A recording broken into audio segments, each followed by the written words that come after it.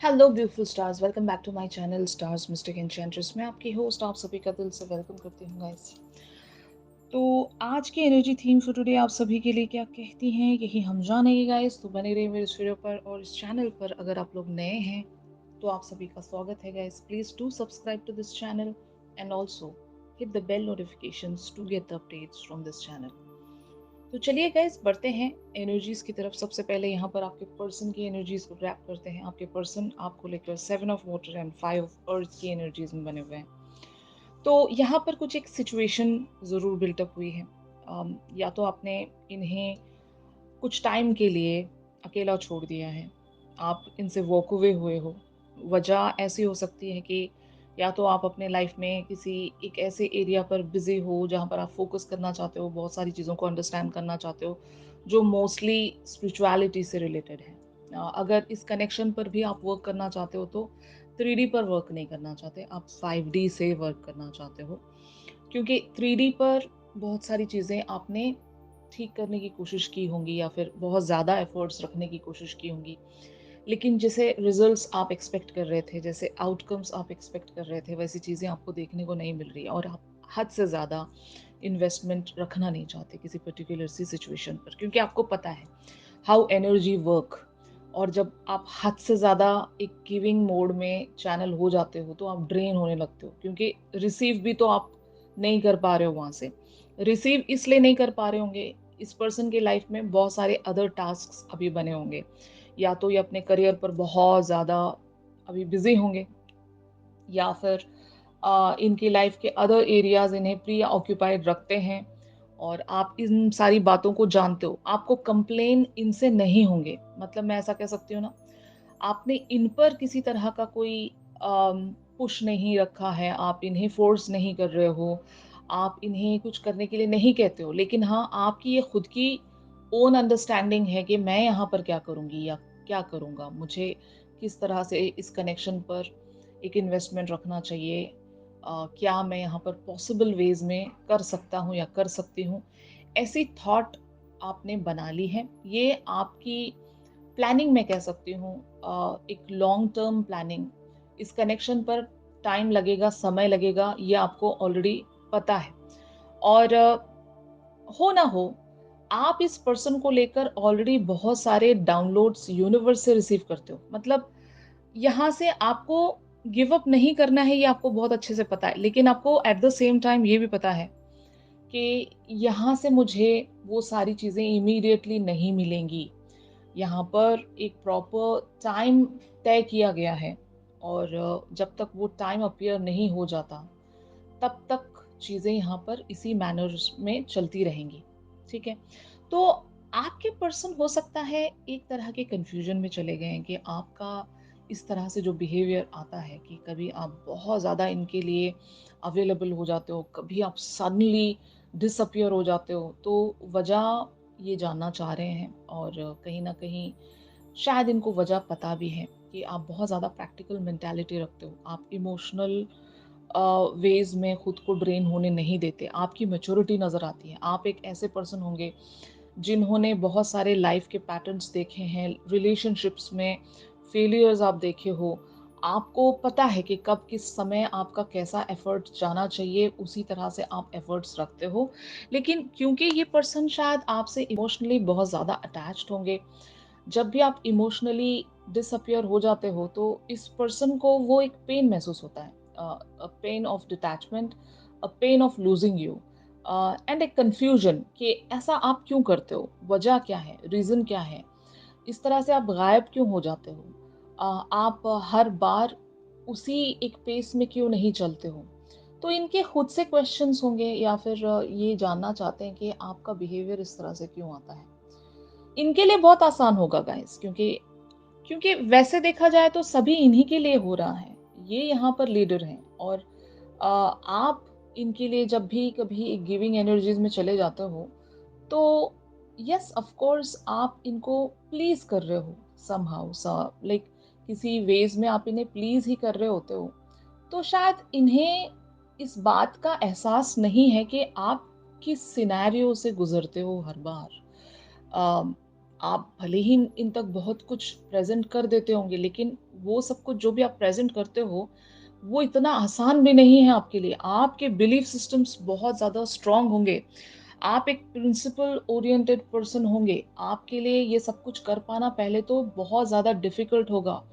Even though इतना सब कुछ होने के बावजूद भी आप इस पर्सन के लिए अनकंडीशनैलिटी रखने की पूरी-पूरी कोशिश करते हो। ये आपकी कोशिश ही मैं कहूँगी।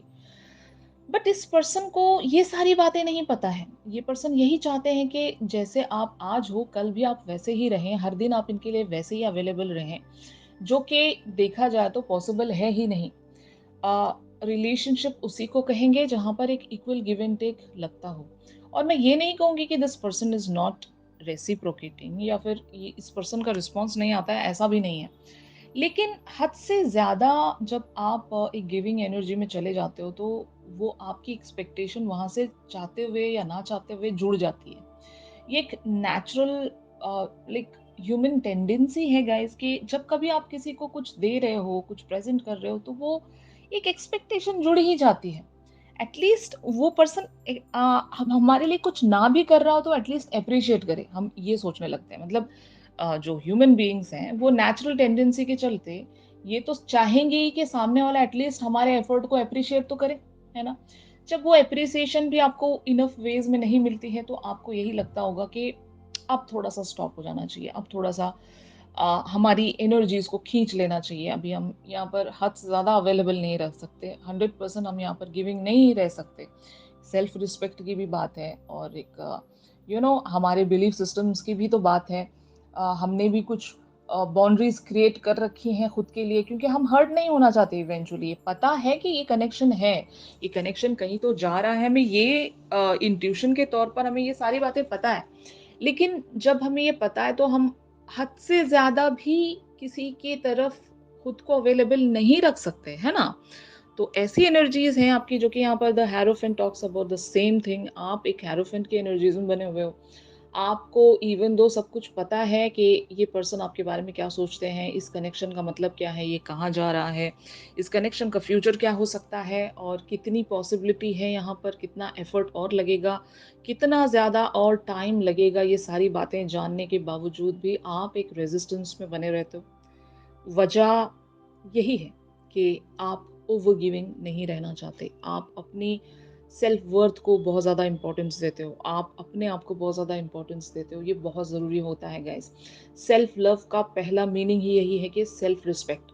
आप जितनी खुद की रिस्पेक्ट करोगे, सामने वाला उतनी आपकी रिस्पेक्ट करेगा। अगर आप अपनी वैल्यू को खो देने लगते हो, किसी के सामने गिड़गिड़ाने लगते हो, वो पर्सन आपको ग्रांटेड लेने लगता है। तो it's always better to know your boundaries, know your limitations. Okay, तो ये बहुत ज़रूरी है आप सभी के लिए। अगर कोई इस एनर्जी में नहीं है, तो मैं आप सभी से कहना चाहती हूँ कि इस एनर्जी में आइए।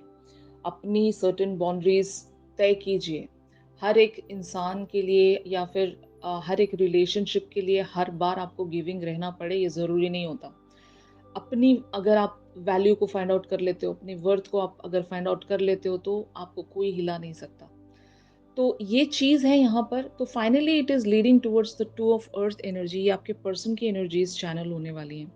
मैंने जैसे कि कहा, ये जो पर्सन है, सब कुछ इन्हीं के लिए है। मतलब इन्हीं की ज़िंदगी में सब कुछ चल रहा है। आप भी इनकी लाइफ़ में एक वो मकाम रखते हो और जो इनकी लाइफ़ के अदर चीज़ें हैं, वो भी इनके लिए इक्वली मैटर करते हैं। तो they are enjoying their life.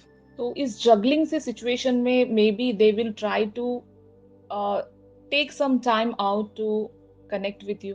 आपकी तरफ कोई रिस्पॉन्स या एक एक्शन रखने की ये ज़रूर कोशिश करेंगे, लेकिन इनकी लाइफ में अभी बहुत सारी चीज़ें चल रही हैं। There is lot on their plate right now and task by task, event by event ये चीज़ें करते जा रहे हैं अपनी ज़िंदगी में and they are enjoying this journey. और आप भी इनके साथ जुड़ गए हो, आप भी इनके साथ एक एनर्जी आप भी इनके साथ एक एनर्जेटिक कनेक्ट रखते जा रहे हो। तो इनकी लाइफ अब एक कंप्लीशन की तरफ पहुंच रही है। तो ये इन सारे चीज़ों के साथ-साथ आपको भी इस कनेक्शन को भी लेकर आगे बढ़ने की कोशिश करेंगे, जो कि यही करते होंगे। मतलब हर बार इनका जो एफर्ट आता है, आपकी तरफ जो एक्शन आता है, वो ऐसा ही आता होगा कि मिक्स्ड वेज़ में आप इन्हें रिसीव करते हो। मतलब इनकी लाइफ में जो मेन गोल है वो अलग होगा। आप एक ऑप्शन होंगे यहाँ पर, या फिर आपकी आपके लिए जो भी इन्होंने प्रायोरिटी सेट की है वो नेक्स्ट होगी, मतलब वेरी इमीडिएट नहीं होगी। The next option is you. तो या तो अपने करियर पर बहुत ज़्यादा वर्क कर रहे हैं, तो इनकी पहली प्रायोरिटी इनका करियर है, और जो दूसरे नंबर पर आप आते होंगे। तो शायद यही वजह है कि ये चीज़ आपको पसंद नहीं है, और हर बार ये चीज़ आपको बहुत ज़्यादा लेफ्ट आउट महसूस करवाती है जब भी ये कभी अम, आपके ऊपर पूरा ध्यान नहीं दे पाते हैं, या फिर आपको अगर ओवर गिविंग होना पड़ता है तो ये चीज़ आपको लेफ्ट आउट फील करवाती है, और यही वजह है कि आप हर बार ऐसी कोई बाउंड्री सेट करके गायब हो जाते हो। तो ऐसी ही एनर्जी है, and this person really wants to know that. अब मैं आपको यहाँ पर रीडिंग करके बता रही हूँ, अब इस पर्सन को जाकर ये सारी बातें बताने वाला कोई है नहीं। फाइन। तो ये ऐसा सोचते हैं आपके बारे में। ये जानना चाहते हैं कि आप हर बार ऐसा बिहेवियर क्यों लेकर आते हो। मे बी इनको आइडिया होगा, लेकिन पूरा आइडिया नहीं है कि आप ऐसा क्यों करते हो। तो शायद यही ये जानने की कोशिश करेंगे, अपने बिज़ी स्केड्यूल में भी आपकी तरफ कोई एक्शन रखने की कोशिश करेंगे, आपके साथ वो कनेक्टिविटी बनाकर रखने की कोशिश करेंगे। यही इनका एक्शन है, जो कि किसी भी फ़ॉर्म में आ सकता है, जो हम हमारी रेगुलर एनर्जी में ज़रूर डिस्कस करेंगे। वहाँ पर आउटकम एनर्जीज़ हम जब देखेंगे तो पता चलेगा कि किस फ़ॉर्म में इनका एक्शन आएगा, लेकिन हाँ, एक्शन ज़रूर आएगा। तो इस पर्टिकुलर से सिचुएशन में यूनिवर्स अगर आपको कोई साइन देना चाहता है तो वो क्या है? तो यहाँ पर वुंडेडनेस की एनर्जीज़ अपीयर हुई हैं। तो मेबी कहीं न कहीं आप वुंडेड हो, इस सिचुएशन को लेकर, या इस पर्सन को लेकर, या फिर हालात को लेकर, वक़्त को लेकर। आपकी जितनी भी लाइफ़ की सिचुएशन रही है, जैसा भी फ़ेज़ आपने काटा है, जो भी आपने रिलेशनशिप देखे हैं, वहाँ से कुछ ना कुछ तो अभी भी आपके ज़ख्म हैं, जो पूरी तरीके से हील नहीं हुए हैं। और आप अपने इन्हीं ज़ख्मों को हील करने की कोशिश करते होंगे हर बार। यही आपका अप्रोच रहता होगा कि मैं पूरी तरीके से हील्ड हो जाऊँ, या मतलब मेरे लाइफ़ के वो सारे वुंड्स, स्कार्स सारे हील हो जाएँ, यही आप सोचते रहते हो, यही आपकी प्लानिंग रहती है, और जो जो कि आपको यही करना भी चाहिए। तो इस सिचुएशन में, या फिर इस पर्सन की तरफ से जितने भी आपको घाव मिले हैं गाइस, वो धीरे-धीरे हील हो जाएँगे। मैंने जैसे कि कहा कि this person is really wants to be with you. ये आपकी प्रेज़ेंस को बहुत ज़्यादा एन्जॉय करते हैं। आपके साथ वो अटैचमेंट इनको महसूस होती है। बट आप किस पेन से गुज़र रहे हो शायद इन्हें पूरा आइडिया नहीं है। तो हाँ, ये कोशिश करेंगे, आप अपनी वर्थ एंड वैल्यू में रहिए गाइज़, अपनी बाउंड्रीज़ में रहिए। वो कहते हैं ना, वक़्त हर ज़ख्म का मरहम है, तो वो सारे ज़ख्म भी आपके मिट जाएँगे, और इस पर्सन को वो इवेंचुअली एहसास हो जाएगा कि प्रायोरिटीज़ इन्हें रीसेट करनी पड़ेंगी। आपको फर्स्ट प्रेफ़रेंस इन्हें देनी पड़ेगी।